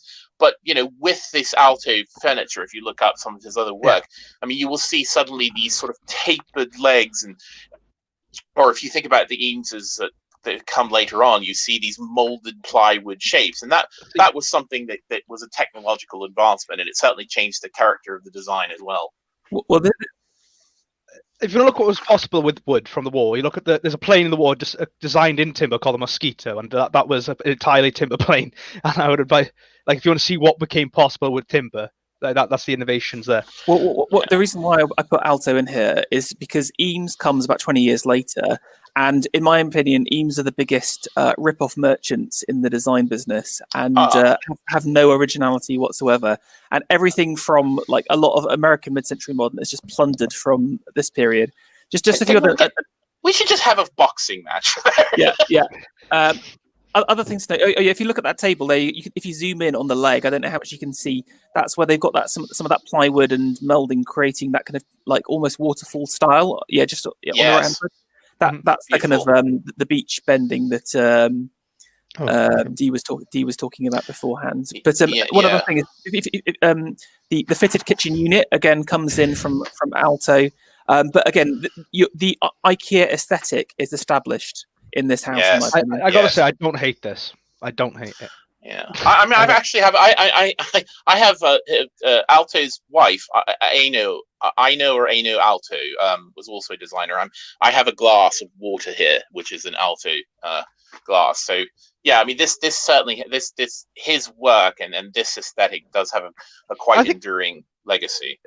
The nature of how everything, the level, the floor, the like kind of furniture is something quite a little bit oriental, kind of that timber, kind of low to the ground timber work. The windows go quite low. I think there's something a bit Japanesey about it. Yeah, and I think it would also have some relationship to kind of traditional Scandinavian or Finnish kind of styles with the use of the kind of light woods and such. So just putting your personal feelings aside for a moment, Dee. Sorry, this is a different house now. Oh, sorry. Just putting your personal views aside. Why is it that you think that I've noticed the plebeians in chat are not affronted by this? They quite like this, and I also, with my Philistine tastes, quite like this. What is it about this that does not offend the sensibilities of the plebeian that the earlier Lego style did? I think it's a lot of things. It's actually a fascinating question. I don't want to sort of eat into the stream talking about this too much, but I do think there are a number of things. I mean, it has to do again with the materials, the tenor of the color, even just the lines of things. I mean, if you think back to the Gerrit Rietveld designs, I mean, they're very kind of linear and they're very sharp and they're very kind of rationalist and right angled and I think that there's a very deep sort of emotional reaction that people have to things like that, and it sort of puts them off, and also there will be sort of associations people will make with kind of philosophical movements that they don't like as well. But I think it's a complicated question, and I think there is something to that. There's a familiarity to the space, though. There's a familiarity to the furniture being used and the form the furniture takes, unlike with the previous house there. And I think, like you said, that was rational. I would say this is far more rational in the way that all the lines kind of make sense to a person immediately. You understand where things are moving to, and you understand. It's far easier to read the kind of spatial orientation of the building. Of how everything's positioned within the space. I feel like this is working with nature, with the nature of man, whereas the earlier style is working against it, and therefore bristles against the Mrs. Lovelace sensibility. All right. Shall we move on? Man. Or do you want to have a look at this falling water as well? Yeah, this is the Frank Lloyd Wright house again. Yeah. Have you ever been there? I mean, it's amazing. If you're ever in America and you get a chance to go there, it's an amazing visit. Where is it? It's in Pennsylvania. I can't remember where, but it is somewhere in Pennsylvania. Isn't this where George Lazenby seduces all those women in on Emergency Secret Service? It feels like the kind of Blofeld's. Just Sky Mansion or whatever it is. Just know Frank Lloyd Wright was of Welsh descent. Both his parents were Welsh. What? Yes. Also, just a quick note about this house. It was beset by problems because it is literally built cantilevered out over a waterfall, and there are just a lot of technical problems with it. And it was basically completely rebuilt about 10 or 15 years ago.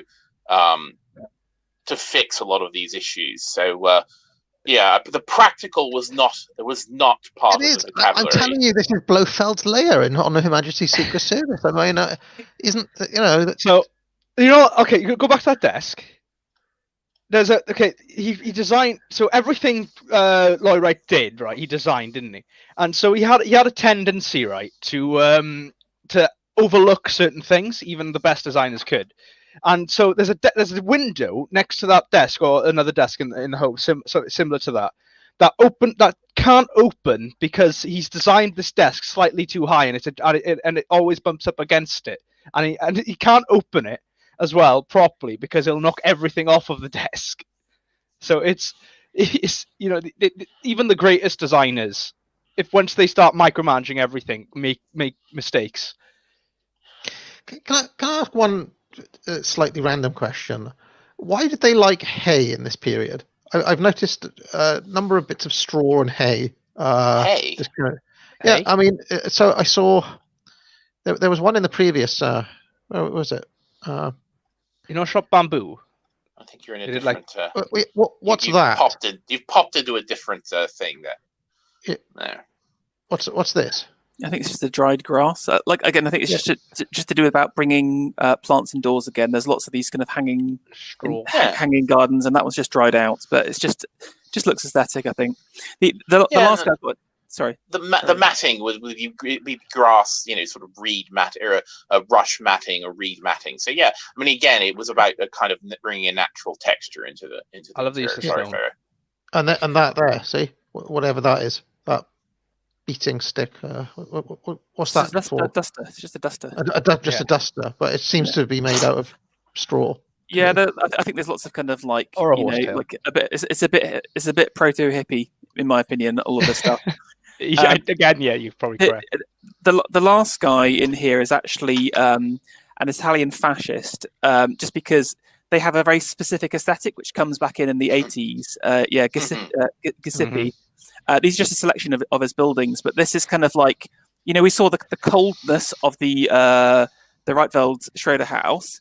The Italians take that and make it large, authoritarian, even colder, even grander, these big epic spaces. And I think there's a lot of the Italian aesthetic comes out during the fascist period. Basically, it's a Futurism. Again, futurism itself is pretty like fascist, basically. Yeah. I mean, there's literally a building called the House of Fascism in Italy that was built in this period. The Casa de Fascio, I think. But does this not look super 80s to you? I mean, hold these images in your thoughts. Yeah, the glass blocks. Yeah, the kind of weird, sort of postmodern classicism. Yeah, very 80s. But we talked about the 80s ads being quite hierarchical and elitist. I think there is this vein running through basically from. I made that Ashes of Civilization thing the other day. I couldn't help thinking, you'd have to go back and have a look at it, but there was one point where I found this Polo Sport advert from like 1985. Oh, I love that one. Yeah. I thought that Polo Sport ad was basically fascist in tone and tenor. It felt kind of, and I'm just wondering if there was something in the air in the mid 80s that kind of, obviously. Strangely enough, they also reissued a lot. So I can't remember the designer, but they reissued a number of basically fascist pieces of furniture. Like I think it was Casina that. One of those Italian, sort of high-end firms, but they literally reissued fascist furniture in the 80s. In architecture, fascism didn't die. That's the thing, because like the great like these days we're told so much about Corbusier and how great he is by lecturers when he himself was a literal fascist. Of not devout, but he was. Well, then there is a relationship, I think, to some degree between architecture, the architect and the fascist, and so you get like Albert Speer, of course, but even someone like Philip Johnson. If you look into his history in the 1930s, he did have some involvement with certain mid-century Germans, so to speak. Architecture became really embroiled in the kind of modern movement, the modern political movements of the 30s. Perhaps because it was again, there was this striving for a sense of heroism, and that may be a thread running through both architecture and political ideologies of a certain type. Okay, so let's move on. That was interesting. So we're going to move on now to. Okay, with World War II, I've got that. Basically, there's a link. If you click onto it, if you click on the text document, there's a link to the Imperial War Museum, which has a perfect recreation of a 1940s house with videos. It's a little bit different to the images we've been going through, but I don't know if it's worth just having a quick scroll through. Yeah, because it was way better than anything I could have pulled together. Basically, they've literally got the house in a hangar. I thought that was quite cool. They just tucked it away. But you can sort of see some of the interiors, or if you press play at the same time, I think there's just a quiet video. Just one thing to say on the 40s house. Obviously, this is during the war. So the kind of rise of utility furniture. Now, this is basically they tried to make furniture as cheap as possible for families. So this was kind of like really the IKEAizing of furniture, where they'd use standardized screws. You could only use certain types of wood. Everything would be veneered. There's no kind of like quality woods anymore, just to bring the cost down. And also, everyone would have these kind of similar spaces. You've also got the wireless coming in, technology changing the space of the room. Pharaoh, I'm getting people saying that somehow your mic has got too close to your mouth, and picking up a lot of. Just maybe pull it back a little bit. But I mean, I'm looking at these images and thinking there seems to be some sort of backward step here. I mean, maybe it's because we've gone from looking at like elite interiors to normal people's houses again, but it looks like very drab and kind of. So we got to bear in mind when we were looking at, as we said, when we looked at all that elite stuff, that the common person's house didn't change that drastically from the late 1890s. And like in the 1920s, there was electricity had become a big thing. It would become almost universal. Still wasn't universal until probably wasn't full until about the mid 60s. Because I even get told about like my grandmother who didn't grow up with electricity until she was 12. And there's also the introduction of central heating to a lot of homes, which changes a lot of things. Centralized gas. If you click on the name, you've changed the order. You've reversed the order. Oh, sorry. So let me move on then to. Do you want to have a look at mid-century modern elite or just 1950? Do 50s first. Okay, so there's an absolute ton in here, but I think just a couple of things. So obviously, at World War II, a couple of things happen. We've got I skipped through these ones. This is from an old Good Housekeeping that they're not in colour, so it's not as nice. Yeah, go for these ones. This is like a museum in America again. This is kind of depressing. Americana. A couple of key things is the fitted kitchen comes in. So again, everyone wanting the kind of all mod cons. A new affluent, so everyone's able to buy the latest goods. So again, things like the fridge, freezer, the hob. This is where the modern kitchen and the modern house is really established, as in the post-war period, totally changing how we use the house. Now, again, I'm probably going to get size, and I've always kind of liked these fridges here. I quite like these fridges as well. I used to have one of these. I do. I used to have one of these fridges. So. Okay. Yeah. Because I quite like Americana. Just skip through. I've got some ads which would look better. This isn't. This was a guy in America who had basically like recreated a 1950s house in pink. But again, there's just a few small details. I like the hob here, but look at the rings. But obviously, look at the interface below it. It's got a whole lot of. It's almost like a radio where you have to flick the different dials. It's very very strange. No, yeah, the press button. I actually saw that because in one of Julia Child's cookery programs from the 70s, she has a hob exactly like that with the little push buttons. I thought it was very curious. I don't know if it's just me, but I feel like throughout my entire life, the 50s, for whatever reason, has never really gone out of fashion in a major way. So I've noticed in my explorations of old archival footage and so on, there was 50s nostalgia even in the 60s, right? Elvis was still knocking around. There was kind of 50s nostalgia in the 70s. You think of Grease, right? There was 50s kind of hark back stuff in the 80s. It never goes away. And I feel like with the because mid-century modern was a bit trendy, or it has been for the past decade or so. Even in the past decade, the 50. So why is that? Do we think that this kind of Peak 50s America. stuff it's never really gone away, is it? It's because we live in the American age, don't we? Yeah, this is the kind of beginning of the foundation myth of the liberal democracy, isn't it? This is where time begins. Yeah, post 1945, so it's kind of like the start of Boomer Truth. So, we're meant to be fond of it for some reason, but also hate it for being patriarchal and white. See, when we look the Boomer hated this. I mean, again, a lot of the kind of things we associate with kind of Boomers in the 1960s was their literal rejection of this as kind of plastic and fake and bourgeois. So again, this was sort of something that was very specifically rebelled against. Like, look at this ad. This would be the kind of thing that your average '60s boomer would have denounced. But this affluence, this positive.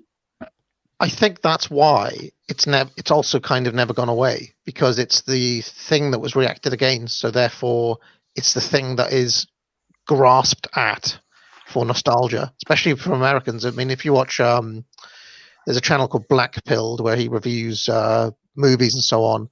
I mean, he basically is trying to get back to this all the time in his own mind. He's not trying to get back to some mythical past. Or his mythical past is like 1955 Americana, essentially. So I feel like there's something in the American mindset that. It's the American dream. It's what you're told in media is the American dream. When you're told the American dream, there's a picture of a nice family, the wife's in a nice kind of like a pink floral dress or something like that, and the father's in his nice suit with his suitcase. There we go, looking like that, and she's baking a pie, likely, and in heels, yeah, and with the really bright red lipstick. And you come in, and she goes, sit down. Here's the paper. Here's the coffee. The children will be back from school soon, and then we can all sit down as a family and watch Jangles the monkey. Yeah. Although the true black pill, of course, is that this was actually a symptom of the rot already advancing. So at least in some respects, this is the beginning. This is the beginning of materialism and consumerism and anti-localism and all the things that we associate with the kind of quote bugmen idea. This is where it all really got going. This is something, D, that was rather difficult to articulate when I was researching my Boomer Truth stuff. I went through God knows how many hours of archival footage, and my real conclusion was that this image that we see here was carefully crafted. And I think back to that propaganda book by Bernays, and I think this was the invisible dictators basically kind of making a mold and trying to sell it as a kind of a lifestyle dream. But actually, the real driver behind this is like a kettle company or something, or a oven manufacturer or whoever it is. Yeah. So. The driver behind it was that just the heavy amount of industrial power the Americans had inherited from the war, and the insane amount of disposable income. Just on that as well, I think there's an interesting point around. I don't know if anyone's noticed, but the colours and the styles are actually quite varied compared to what we've seen beforehand. In the past, you would have one type of kitchen and it would be the same colour. Do you know what I'm saying? And now you've got 15 different colours. So there's this feeling of individualism. You can get your own unique space. You can be different to everyone else, but fundamentally, it's the same layout. It's the same plan. You're getting the same hot point cooker. You're getting the same kitchen space. So it's this veneer of individualism. There's more individualism in the Victorian period, where people had this eclectic collection of inherited goods, which was unique to their family and had history, as opposed to this catalogue bought, faux individualism. See, now that kitchen never went away. This kitchen, what we're seeing here, is what a modern kitchen is based on entirely. Yeah, I mean, Kind of. even I've got one of them on the wall. Did you see the with the hanging? Yeah, No, and I've got the basically cooker got, being one above the other, like yeah, you I've have your got that as grip. well. Yeah. Yeah, and your island. I was going to say the one of the hidden features of this as well is that who is the person being sold to? So on the one hand, you get the birth of the teenager, which I talked about, where you get teenagers being sold to directly. But it struck me watching all of this stuff that the target consumer was actually this woman here. It wasn't the husband. It wasn't the husband. It was the woman who was being sold at. Yes. And that's another aspect of this, which is a kind of interesting thing that we might want to think about, because it's especially for people who self-style as reactionaries. There's a danger, I think, of buying into this as being because you're essentially building it on a lie, if you want to put it that way, or an advertiser's dream rather than something real. And I'm being a postmodern human, like most of us. I of course live with the contradiction that I know that this is not my friend. This world here is there is a sinister force behind it, and yet I am attracted to it as an aesthetic. I mean, I think many of us are sort of attracted to this sort of thing because there's, again, this optimism, this kind of appealing pastel, color palette, this idea of home and tradition and family and all of that. But you also have to remember that it was a big lie. And these are the same people, or at least these are the ancestors of the same people who are selling you lies today. Exactly. Yeah, that's absolutely right. And it's funny because I've mentioned before that I really like the mid-century modern style, and not just because I live in a 50s property. But one of the aspects I like about it is we're buying into their utopianism, even though I know it's fake, and even though I know it didn't come true. So that is a kind of a postmodern way of liking something, right? So I kind of hate myself for it, but I also can't help it because this is who we are, right? I mean, this is the moment we're stuck in. So, well, I would suggest that that you have to learn to live with these contradictions. It's part of being a person alive in the in the 21st century. You have to learn to understand that if you're aware of these contradictions, then you don't have to fall prey to the negative effects of them. this is what Evola actually talks about: is to learn to become a man among the ruins, right? Yeah. It's actually not, when he talks about men among the ruins, he's not talking about being kind of black-pilled and despaired. He's talking about how do you learn to be a man when you know that you're living in the ashes, essentially. Ride the tiger. Yes, exactly. Is this Finn Newell, Pharaoh? That's correct. Yeah. So this is Danish mid-century.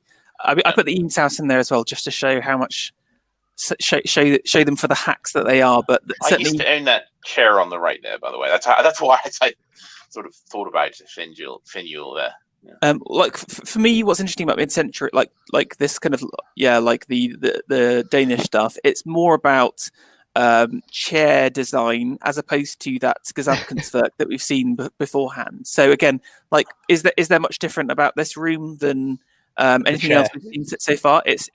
But the chair looks very different and very unique. I think for me, certainly there's not much has changed since Alto's house, really. Like in terms of the overall layout, it's more, we're moving into a phase of like individual unique designers focusing on design objects as opposed to the complete work of art. Right. The Scandinavians get kind of go quite mad with the chair, don't they? They develop so many different chairs in such a short period of time. I will say that the Danish, the Danish became very famous furniture. The craftsmanship of these chairs and this furniture is exemplary. I mean, they're absolutely beautiful, very complex. I mean, they look simple, but these were generally very expensive objects and handcrafted or partially handcrafted. Absolutely beautiful stuff. I mean, if you look up Finn Newell or Hans Wegner, some of these Danish designers working in this period. Yeah. Still highly famous, desirable today, I would say, D. Oh yes, and certainly quite expensive, and you know, this sort of Danish modern became a kind of elite, the kind of elite vernacular. If you're interested in, if you're ever looking into politics and you watch the famous Nixon JFK debate,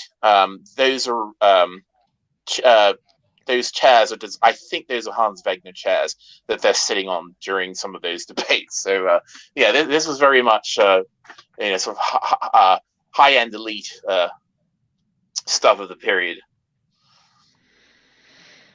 So we'll carry on going. I mean, I really like this style, and again I try to reconcile it with why I rejected the earlier one. But I think we've kind of I do see Farrow's argument that this owes a lot to the earlier this is the Eames' house now.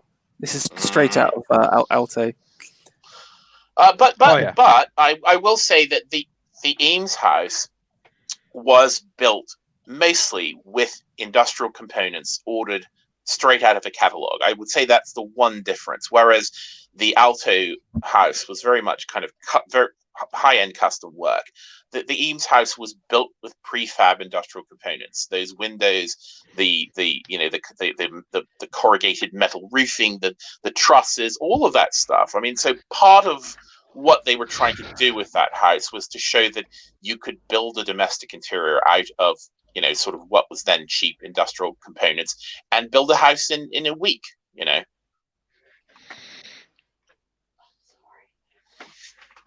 Oh, all right. So, I mean, I like all of this stuff. And I always and this kind of I've been watching the Bond movies, and I reckon there's still a lot of this stuff around in the 60s as well. Yeah, the 60s, 70s. I mean, even today, you will see Eames chairs everywhere. The very famous lounge turn ottoman, the molded chairs, the aluminium group, all those things are still heavily used in all sorts of environments. Yeah, one of my favorite furniture stores is Heels. I like going there, and there's a lot of that sort of stuff. I mean, it's all Heels has a long history. Yeah, I mean, it's one of the old. It's one of the. I mean, the one in London's been there for a very long time. I can't remember the exact opening date, but yes. I will say the Eames stuff. The Eames stuff was also a lot of it was quite cheap.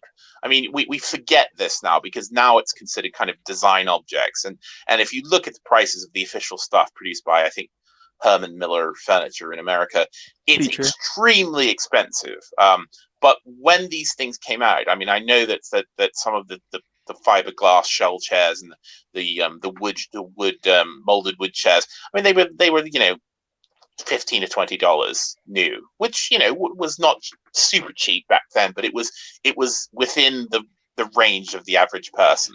Whereas today, these things are high-end design objects. What about my G-plan coffee table that I've got here? Would that have been cheap back in the day? Because this is something that I cannot reconcile with my. We were talking about the Mrs. Lovelace stuff. My mother cannot stand my taste for mid-century stuff because she sees G-plan and stuff as being kind of like, because she saw it growing up, so she sees it as being kind of passé and old and belonging to a previous time. It's the sort of thing that an old woman might throw out, type thing. Whereas I think it's kind of trendy, and cool. So well, you think about the stuff in the 70s. You think about when we start seeing it now, all that stuff will start looking so passé because you'll start seeing the olives and the beiges and stuff come in. Ugh. But I mean, to me that just seems like an absolute aberration. But unfortunately, I think we're going to run out. We're going to have to call an audible here and say that because we're obviously going to need a whole stream for. And to me, this was obvious when we took an hour on the Victorian era. Say from the 60s to modern day is going to require a whole new stream. Now, because we've planned loads of shows Pharaoh, we may have to do like a emergency extra stream at some point. We'll have to talk about, in our little chat when we can reconvene for it. Sure. Because and I think there are a few super chats, not too many that I saw, unless I missed it. So let me read these, and then we will have to reconvene. Yeah, I'm up for coming back. I spent many hours laboriously scanning some of my books, so hopefully we can do another one if people are up for it. It's been very fun, I would say. Skipper says IKEA is furniture communism. I mean, I've often thought that IKEA is actually the closest thing to Plato's world of forms that you can possibly like. You're literally picking the world of forms. Indeed. I quite like some of IKEA's offerings. Not the furniture so much, but I think you can get some decent things there. I gotta say, I do enjoy a day out to IKEA because it is like a day out. You buy one of those Swedish dime cakes or something. Yeah, you get all the Swedish little bits. You gotta have your Swedish meatballs, and you gotta have all your your IKEA brand cola. And it's like a whole day out. Skipper also says minimalism is indicative of the demise of beauty. Elites want to introduce cold, desolate utilitarianism to demoralize us, even in our own homes. Yeah, D, what are you going to say about that? Why are elites trying to strip beauty and warmth out of the world and make us robots? I don't know. Heroic will. Who knows? I don't know. Minimalism is not a new thing if you look at Puritan homes. Yeah, maybe it's just a Puritan aesthetic. Yeah. Well, I think we'll certainly, if we do it again, we'll get into some of that. But I think that people again use overly broad terms and they lump things together that shouldn't necessarily be lumped together. If you think about it, minimalism is just the evolution of iconoclasm. Cheshire Lad says Elfin Palace has some friezes based on Spengler's Ages of Man. Also, who's the singer you mentioned in a stream about Nixon? The singer I meant.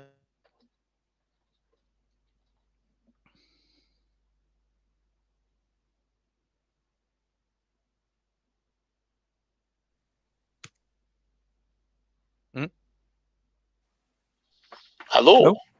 Have we lost AA? I think we've lost AA. He mentioned a singer apparently on his Nixon stream. I don't know. Yeah. But it's interesting about the Elfin Palace friezes. I got to admit, I didn't see them when I was there, but it's well worth a trip. It's within a car ride of London.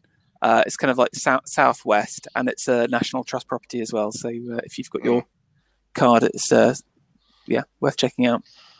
Yeah, and definitely go to visit the National Trust properties before they pull them all down for the sake of there's some dark things happening in the National Trust. I would say.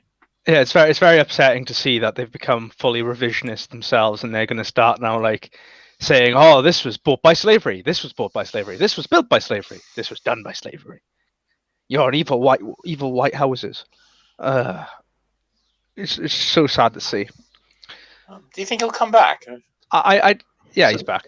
So, sorry, folks. My internet just cut out for some reason, and then it came back again. So yeah, I don't know who the singer was. I mentioned in the stream. Dr. Sarcasm-esque says her name is Ashley Babbitt, and Yiz the Eunuch also says her name is Ashley Babbitt. Ashley Babbitt, of course, was the woman who was tragically killed yesterday by the police in DC. So I expect to see more outrage about that, to be honest. And I think initially we didn't see it, but as time has gone on, I've seen that more and more amplified because, let's face it, unarmed woman shot in broad daylight. I have seen nothing about even any speculation about what actually transpired there. I think you're right. Something has to come out about what that is. We don't even know that the police shot her. I want to know about the other murders as well. Apparently, there's 4 people killed on the day, and we haven't even heard about the other 3. So goodness knows what happened to them. I know about 2 of them, but I don't know about the other 2. And yeah, so I know there was at least one cardiac arrest. I mean, I think that some of the deaths may not have been, they may have been natural causes. But I don't know. The only bit of speculation I've seen about Babbitt is that it could have been somebody on Pence's personal security detail. But again, I only just read that in passing. And I will say I would tread carefully, because apparently YouTube has issued a whole new set of rules about what you can't talk about on streams. I haven't seen it. Exactly. Yeah. Well, yes, exactly. So let's move on. Nathan, welcome to the liberal world of the 21st century. It's going to get bad. The dark winter, as it were. Empire struck back. Well, yes. And on Friday, in fact, that's tomorrow, isn't it? Tomorrow night, I'm going to be looking at an essay by Evola called Orientations. I'm going to get Philosophy Cat on, and we're going to be going through that essay in some detail, because I think that, given what has transpired, we're going to have to flit. We're going to have to go into a different mode for a while. But I do see reasons to be hopeful in that, although it's not going to be. There's going to be some dark days ahead of us. Nathan Brake says, return to classical Romano-Greco design again. And Owen Kapler says, we need to get off big tech platforms. We can't fight a war using the enemy's telephone lines. YouTube and Twitter have got to go. A lot of people have been telling me recently, because, I mean, who knows what's going to happen. But a lot of people have been saying that you should get onto a platform called Signal. Is it? Signal. That's the thing that a lot of people, Elon Musk tweeted it out, but also somebody contacted me yesterday who said, who basically dropped some information about what happened and said, get on Signal. So that's been going around quite a bit. And I mean, I don't know what Signal is. I'm guessing it's like a messaging app of some sort. Mod Nert Alerter says there is video of Babbitt killed. Looks like the security officer was the one who fired. Yes, I mean I've seen that. Although I've yet to see any sorts of explanations or even attempts to explain these things. All right, but anyway, thank you very much, guys. We will reconvene at some point to do like a bonus deepest law. We'll do like 19 part B, or we'll just give it a new episode title, but we'll do it like at some point. Okay. Not on a Thursday, just like some point. Okay. Cool. All right. Thank you very much all. Now get out.